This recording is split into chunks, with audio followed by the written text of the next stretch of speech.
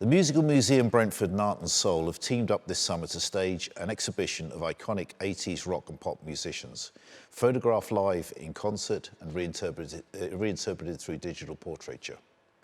It unites Stella Tooth, a portrait artist specialising in performances, and myself, Sol Najai, a Getty rock photographer. Part of the exhibition focuses on Stella's digital portraiture inspired by my photographs. Oki magazine said of our Art and Soul partnership, it was a perfect fusion of music, photography and portraiture. Today, the start of the Ealing Blues Festival, and 1 month on from the rehang of the National Portrait Gallery, which also exhibits photographs and art side by side, I asked Stella, who has a remarkable ability to capture stories through her paintings, to talk about what her art brings to our partnership, and to share her own stories with us. Stella, how did you get involved in art?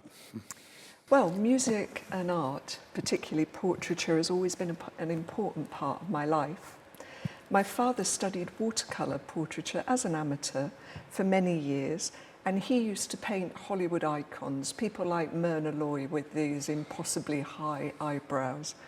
And he also did childhood portraits of my sister and I, which is a really important way of boosting a child's self-esteem. My brother-in-law was a huge influence in my life, actually. He was half a generation older than me, so like a big brother to me, and he studied fine art in the 60s, you know, pop art time, played mean blues guitar and sort of taught me a few chords. But at 8, he asked me who was my favourite Beatle, and I said Lennon.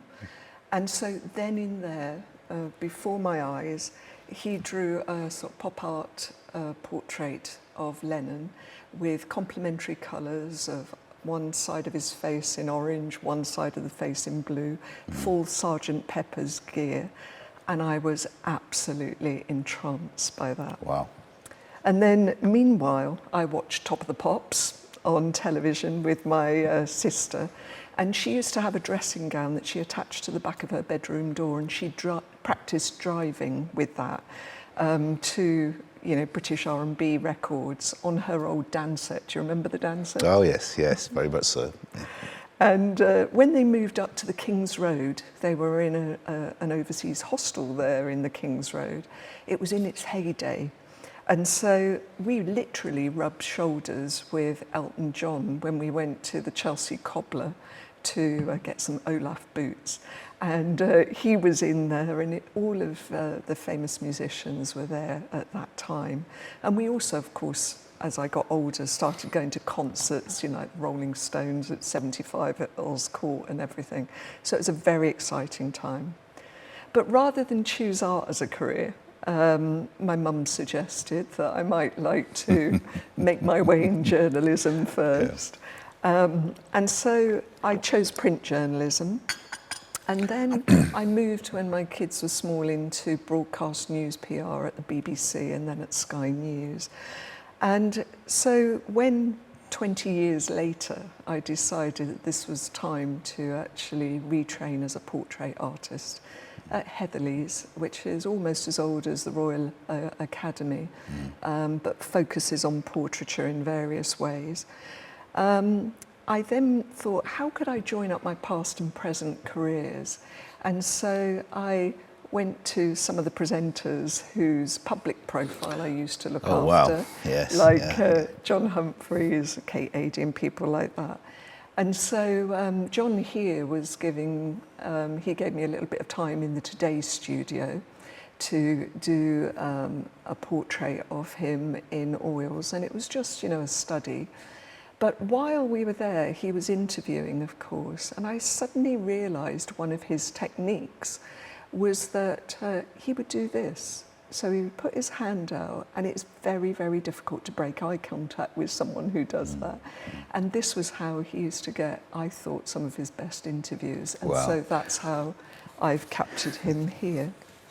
Well, that was a couple of years after leaving Heatherley's. My then gallerist in Brighton was helping me try to discover who I was as an artist, because it's all very well having these skills, but it takes time to develop a style as an artist. And she gave me the courage, you know, bearing in mind that I was trained as a fine artist, to actually start developing a slightly more graphic style, the type of style that I was very inspired by my brother-in-law. And I was just in love with buskers. I could never walk by buskers without, you know, stopping to have a look at them. So this shows Spiky, the Bed of Nails artist, who I met as a spontaneous encounter in Covent Garden. And he became a little bit of a muse, really, because I was interested in showing the mechanics of what he did. And what he's actually doing here, he's lying on a bed of nails, and he's one of the only bed of nails artists who actually does the bed of nails sandwich. So while he's lying on extraordinary. What is a bed of nails sandwich? Well, exactly. What happens is that another bed of nails is inverted on top of him, and then a punter from the crowd, and you can see his boots here, stands on top of him. And so, of course, afterwards, I just had to go as a journalist to speak, because words are just as important as picture to me. So I had to go and talk his story out of him. And he said, I know that I'm gurning and everything there, but it's about weight distribution. So, I'm not really in agony. Yeah. But having been a former PR, I'm very interested in branding. And you can see here that Spiky has a visual branding of his hair in spikes, which is a great pun for his act. Yeah. So I said to Spiky, you know, how do you get these spikes? And he said what he did is he would use liquid soap. He would bring them up into spikes because he had sort of 360-degree mirrors in his bathroom. And then he would paint them with acrylic paint. Ooh. And at first he looked a bit like Sonic the Hedgehog. It would be all over his head, but he found it difficult to sleep, and his wife would get a mouthful of spikes. So he evolved this style where they were just on top of his head instead. Yeah. And then what happened is my home studio is actually in the neighbouring borough of Ealing, just like you sort of live in Ealing, and we met in a pop-up there when you were exhibiting your photos there. And of course, it's where British blues began. Yes, in 1962 at the Ealing Club. And there's still a heritage Ealing Club now, of course, that keeps that tradition alive. And I met the founder of the Ealing Blues Festival, which begins today, of course, Robert Hokum. And so during lockdown, it was a very, very difficult time for artists like myself, as well as musicians. You know, I taught drawing in the V&A, the National Portrait Gallery. Of course, all of that stopped. I couldn't take commissions at home because you couldn't be face-to-face with anyone. I couldn't have the inspiration of being artist in residence at the Half Moon in Putney. And I couldn't exhibit my works on the walls. And so what can I do in lockdown? So I started looking at musicians who were having a very difficult time in lockdown themselves, who were trying to keep their skills alive by going on socially distanced fest. And so I started portraying them in lockdown. And, you know, at the Blues Festival today, of course, is going to be Never the Bride, who's actually on today, someone that I've portrayed as resident artist at the Half Moon. And also Los Pacaminos, a fantastic Tex-Mex band, and Robert Hokum himself. But I've mentioned, you know, being resident artist. I'm really interested in that. I mean, what is a resident artist? You know, can you just give us a bit more information about that? Of course. Well, artist residencies allow artists to practice in another community. And I'm proud to follow in the footsteps of music residents like Elvis Costello, I'm a great fan of his, Steve Marriott of the Small Faces, and Ralph McTell, who, interestingly, for the 60th anniversary of the Half Moon Putney, has just done a music residency. And on one of his evenings, he actually did the songs that he wished he had written. And that was fantastic, I think. It was a bit like asking an artist, what are your influences, or a photographer, what are your influences? It reinforces the connection between the venue, the performer, and the actual fans. And it also allows me to capture events like this 60th anniversary this year, or things like when they have their own programme that complements the Glastonbury Festival, showing bits of it live in the actual pub that's attached. As well as the acts, you know, which I portray, the music, the comedy, big names like Nick Mason was there in the launch week of the Pink Floyd, Saucer Full of Secrets, because he's gone back to introduce early Floyd and the psychedelic music to a new audience. They also have this New Moon night for newbies, and Ed Sheeran once played there for £5. And he was a busker, of course. So I always think that there's no work that's complete without an audience. And so whether it's a visual performance or a performance itself, and the thing that really excites me about performance, which I think is the thing that excites you, is that something could always go wrong. Oh, yes. And so I'm there to sort of capture that. That's really interesting, but how did you operate at the Half Moon in Putney? You know, a live venue with artists. How does that work? Yeah. A very good question. You're in the dark, of course, in this 220 venue, and you're with punters who've paid to see these acts, so they want to be right at the front.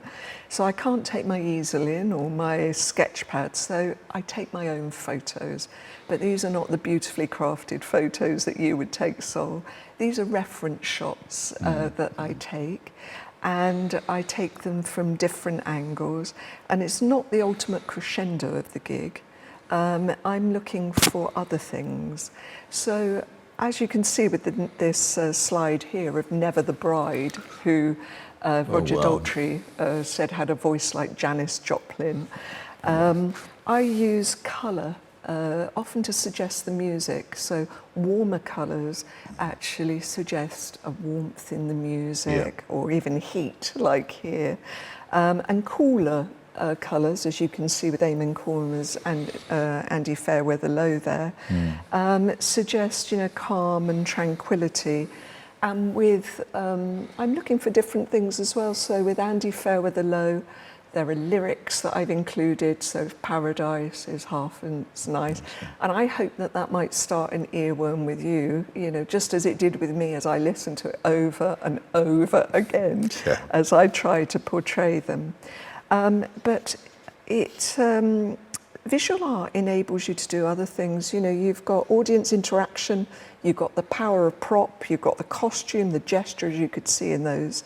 But you've also, as you can see with this, you know, status quo shot here, you've got a possibility that might be difficult on camera to capture the drummer who always sits at the back in the dark. Yeah, always difficult shot, always difficult shot. So I've got Nick Mason here because that was easier for me to just go up on stage, take a few pictures. And also, you know, you've got the thought of dual aspect. So I could show here Katrina of the Waves, both singing and on her guitar at the same time. And art can unlock emotions. It can trigger memory, like photographs can. And it can provide comfort and inspiration, partly to do with the mark making. So when I'm at the Half Moon, I'm actually working in traditional media. I'm working in oils, I'm working in drawing, I'm working in mixed media where mark making can show movement very, very well as well.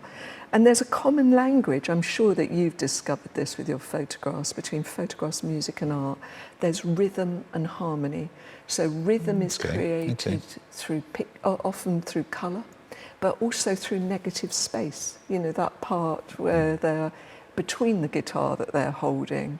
So it can, my aim is either to evoke a memory like your photographs very, very ably do, or just the experience of live music you know, the people who buy my art, they don't really have to know the people that I'm portraying, but they have to get a vibe from it, of that experience of seeing someone through an artist's imagination. And this was something that was great fun. So basically, I have my Beat Open Studios, the Borough of Ealing Art Trail, every year in the mid-weeks of September. And people make the most extraordinary connections. So on the walls of my studio, I had showpiece sort of portraits, because of course, as a portrait artist, most of your portraits leave your studio. And I had the performers on the walls. And so there was a couple that came and they said, that's really interesting that you do portraits and you do specialise in performer portraits. Would you portray us as performers? I said, of course, you know, what do you play? And they said, well, we don't. We're not musicians. We just like to be portrayed. And I said, how do you see that working then?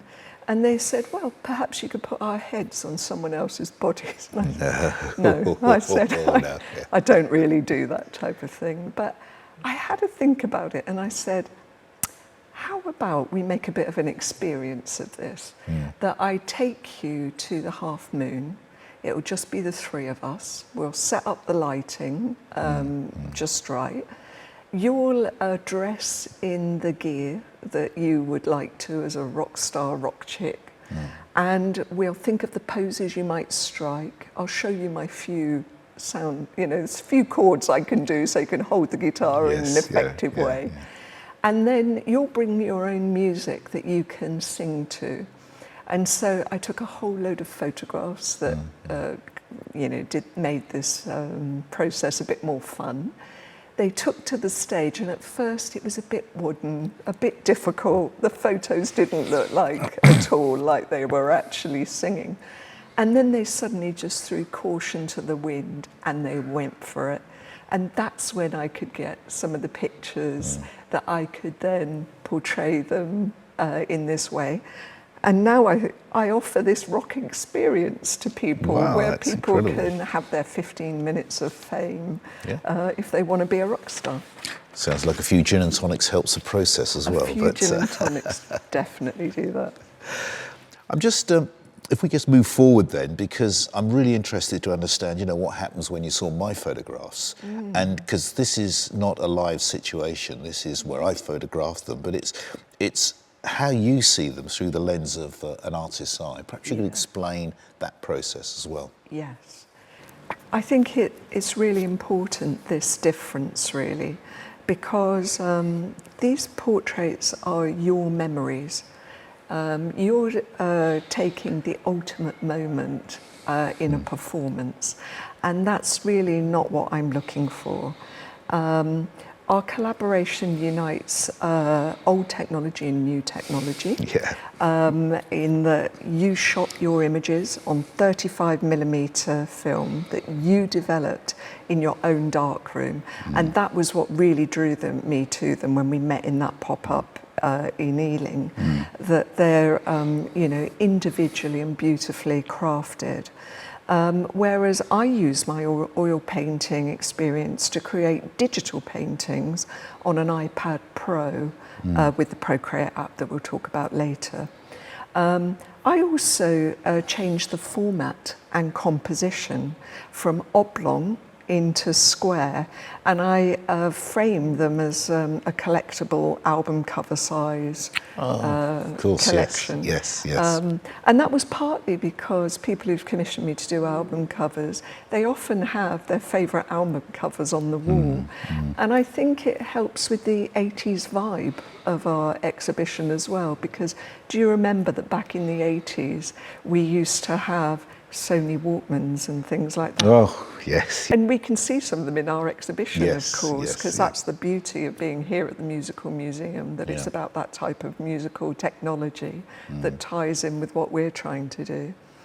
And so basically your photos define a performance. They capture a moment in time via composition, via the way that you frame, and the lighting. And of course, you're doing this in a darkened place with Yes. a moving target. Yeah. You know, so I've got nothing but admiration for that. But I use storytelling techniques. So I was a former journalist. I told other people's stories when I was a BBC and Sky News PR for many years. And basically I'm trying to capture that excitement of live performance through the tension between a musician's stage performer, stage persona, which can be this liberating mask, and the revelation of who they really are. Yeah. And there was something that we did at Heatherley's, which was when I studied at Heatherley School of Fine Art, that was really, really a fantastic exercise. We were being encouraged to actually step into the shoes of our idols, people like Lucian Freud and that. So we were being encouraged to work in their styles. And basically we were encouraged to put on masks while we were painting. Wow. And it completely liberated us because we were no longer us. We could be somebody else. Yes. Yeah. And so, just to talk you through some of the pictures that I've made now of Freddie. you know, Yeah. exactly, of Freddie.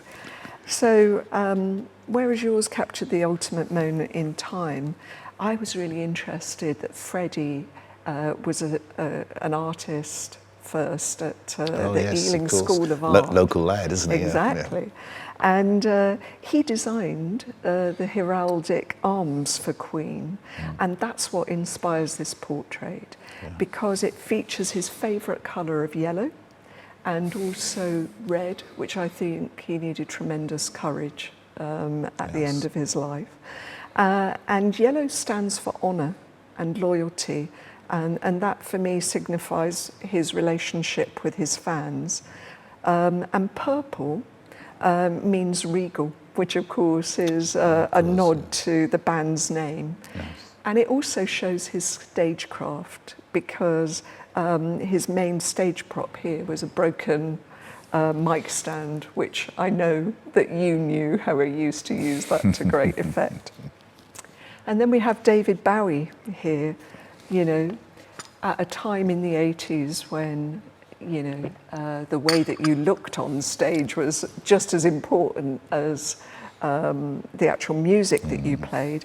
David Bowie, of course, constantly reinvented himself in terms of his music and his visual presentation.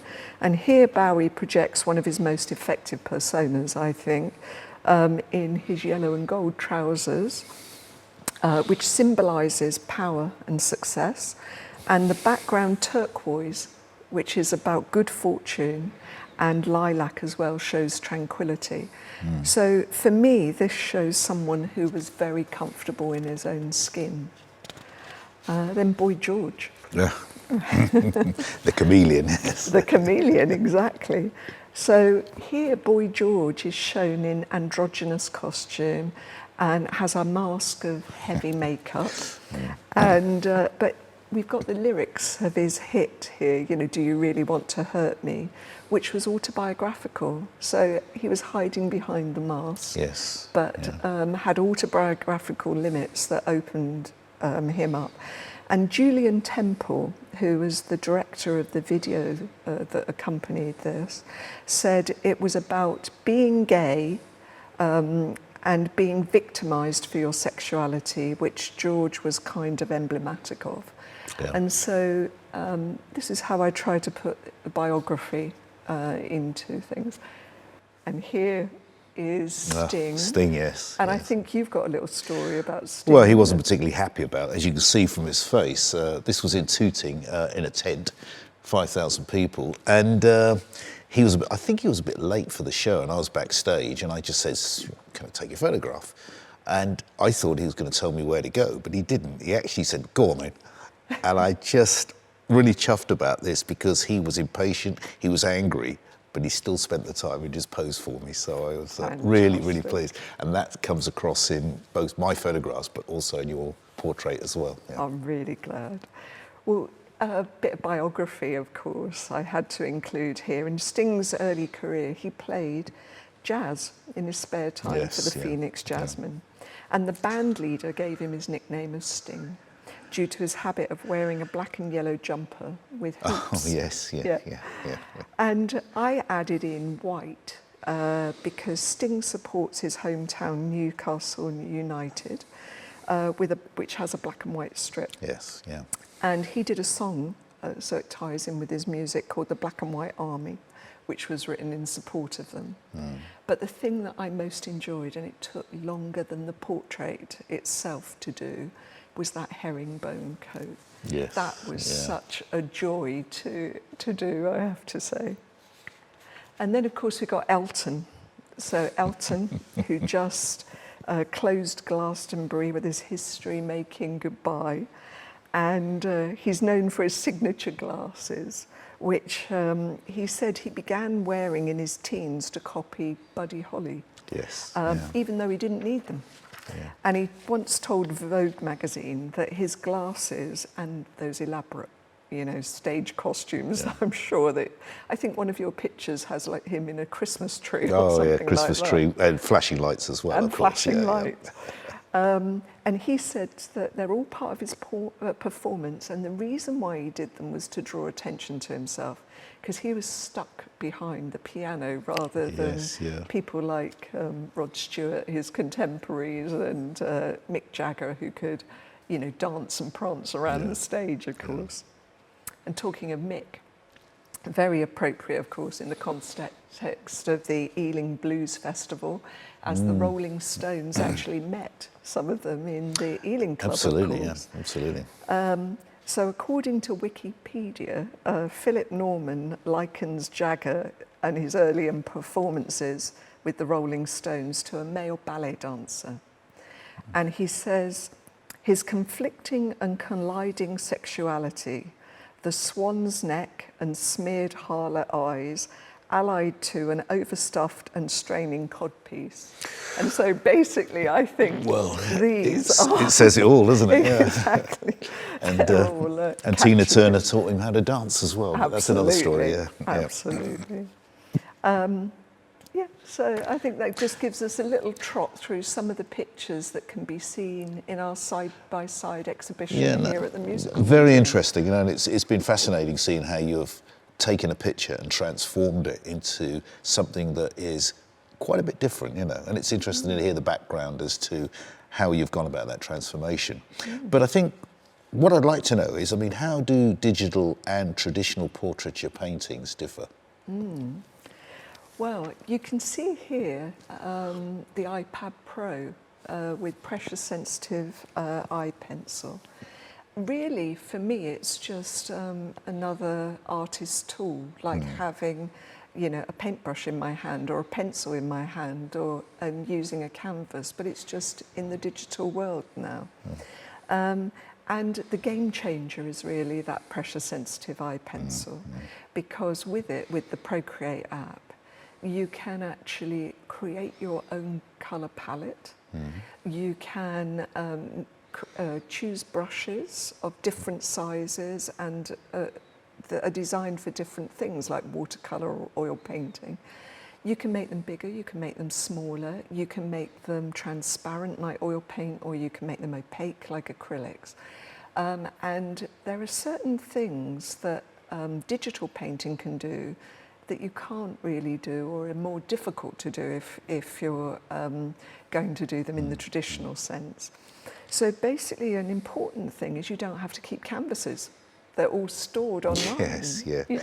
Which is very, very important. And you can also, even what you create is original in that digital world. But when you print them out, controversially as well, they can be seen as original. So each print that you take would be original. So it means that if you have a commission for something, a performer commissions you, you could give one of the copies to each of the band members. Yes. So it has that beautiful thing. When you've got older eyes like me, you can zoom in like that. So you can do the details of the face, which I might need a larger canvas to do in real life. But best of all, the brushstrokes are recorded within the, as you're going along. So, as you know, Sol, we can take one of your pictures and through the miracle of, modern technology, we can actually show every brushstroke and how it was created. And so we can actually see the transformation, which I think we might be seeing now. Your picture of Adamant. And here he's being transformed. I wasn't sure of the background, so the other thing is that, you can see all my attempts as we go along to, the changes as we go along as well, and my inclusion of Prince Charming in there. Yeah, I mean, it obviously gives you the opportunity to experiment, to be inspired as you move along. No clearing up, which I think is great. Yeah, and it's now accepted in the mainstream art world, isn't it? Hockney is a good example of that, who uses this technology. Yeah. Thank you, Stella. That was really insightful. It's really interesting to understand where you've come from, your background, some of your training, but also your inspiration and some of the things that you have produced. And obviously I'm very interested because both my photographs and your artistic interpretation are sat here side by side at the Musical Museum in Brentford. We would encourage you to come down here. It's on till the 28th of August. It's a free entry, but we would like you to donate £5 to the Musical Museum if possible. It is a charity, and they run a fantastic organisation here. And now a date for your diaries. On the 17th of August at 7:30, here at the Musical Museum in Brentford, it's an evening with Sol, myself, where I'll expand on how I came to be involved in managing crowds and captured hundreds of photographs of iconic 80s stars, some of which you'll see in the exhibition here. And I'll take you behind the scenes and talk about some of the decade's biggest concerts and perhaps a few stories as well to go with it. Full details of this will be on the Musical Museum website when the Blues Festival is on next week. We look forward to seeing you then. Thank you very much for watching this podcast. And on behalf of Stella and myself, it's goodbye from Art and Soul. Goodbye.